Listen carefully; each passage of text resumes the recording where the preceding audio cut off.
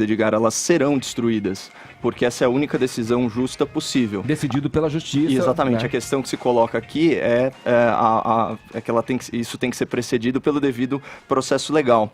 E aqui é muito difícil, né, para nós, enquanto cidadãos, a gente formar uma opinião, né, porque você pega aí as manchetes, né, vamos começar com um site mais militante, Brasil 247, Moro anuncia destruição de provas, ou Folha de São Paulo, magistrados do STF ficam perplexos com o aviso de Moro sobre destruição de mensagens. De novo, a Folha de São Paulo fala de Moro sobre destruir provas é autoritarismo. E aí você vê em outros veículos militantes manchetes como Moro manda destruir provas da Vaza Jato.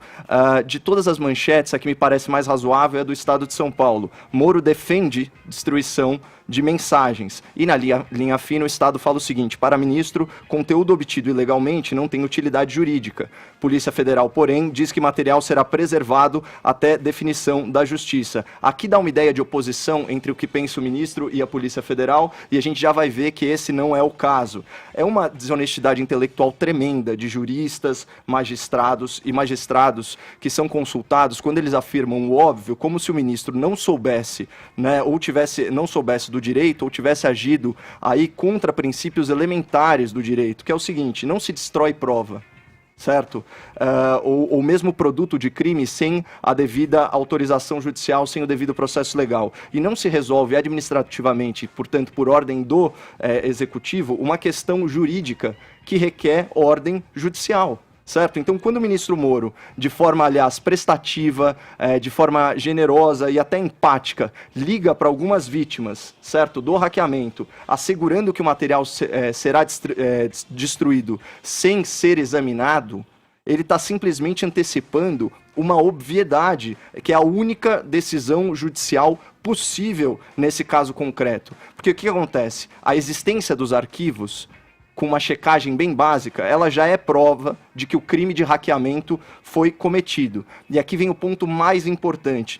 O Moro, assim como qualquer pessoa sensata, sabe que as mensagens não podem ser examinadas porque o mero exame dessas mensagens, do conteúdo integral delas, significaria uma nova violação da Constituição Federal, dos direitos humanos, certo? E da privacidade das vítimas. É como se você estivesse colocando o ônus, mais um crime, você infligindo mais um crime contra essas pessoas, porque aquilo é a privacidade delas. Você examinar o conteúdo dessas mensagens por extenso, ainda que só algumas pessoas, você está violando o direito delas. Isso é elementar. Tanto que foi divulgada uma nota oficial pela Polícia Federal, a pedido de quem? Do ministro Sérgio Moro, esclarecendo institucionalmente o que está sendo falado. Abre aspas. As investigações não têm como objeto a análise das mensagens supostamente subtraídas de celulares invadidos. Logo, o conteúdo será preservado. Cabe à Justiça, em momento oportuno, definir o destino do material, sendo a destruição uma das opções. Só que aqui,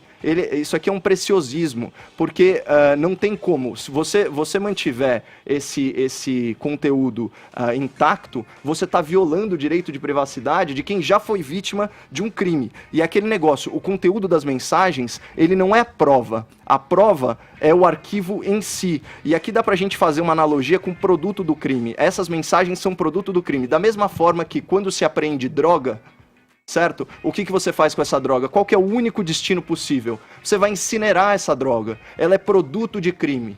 Certo? Aí você vai falar assim, mas se eu acabar com a droga, eu não tenho mais a prova de que houve o tráfico. Mas, não, desculpa, tá documentado. Mas esse exemplo que você dá, não sei se cabe aqui, Caio, porque a droga é droga, é um material que você pega e queima, né? As evidências que estão lá envolvendo pessoas públicas, agentes públicos, são sim de interesse público. No caso, o ministro, quando ele, você viu, eu vou usar duas palavras que o Zé colocou pra gente aqui. O ministro é um conhecedor de todo esse meandro, porque teve à frente dessa investigação por muito tempo, até se transformar em juiz, e além de saber os meandros, tem toda uma pressão em cima. Quando ele se adianta a falar isso, que é uma atribuição no caso, que deveria ser da Polícia Federal, num processo ainda em andamento, quando ele comemora, quando ele parabeniza, quer dizer, uma coisa que ainda está sendo investigada, me parece uma antecipação, mais uma vez, que corrobora a afirmação de quem diz que ele extrapolou enquanto juiz lá, toda aquela questão envolvendo o relacionamento e as orientações com os operadores, os procuradores do Ministério Público Federal. Mas aí a gente entra até numa outra polêmica que vale a pena debater, que é o seguinte: tem gente criticando o ministro até por ter um suposto acesso a uma lista de vítimas, né? No qual ele é um principal, talvez o maior nome interessado. Sim, existe um conflito de interesse aí. Só que aí a gente tem que lembrar o seguinte: a Polícia Federal é uma instituição subordinada ao Ministério da Justiça e da Segurança Pública, chefiada pelo ministro Sérgio Moro. Não parece natural que, diante de uma ação criminosa com mais de 1000 vítimas, que envolve questão de segurança nacional, violação de direitos humanos, o ministro não esteja a par, ainda que informalmente, do andamento das investigações, porque nós da imprensa, a gente adora apontar o dedo, né? A gente não cobrou uma pronta resposta do ministro Moro no caso do fuzilamento lá no Rio de Janeiro de cidadãos brasileiros por integrantes do Exército. É que ele não está só a par, cara, ele está tomando a frente do negócio. Isso é uma cobrança legítima. legítima, porque assim, você cobra uma postura do Ministério da Justiça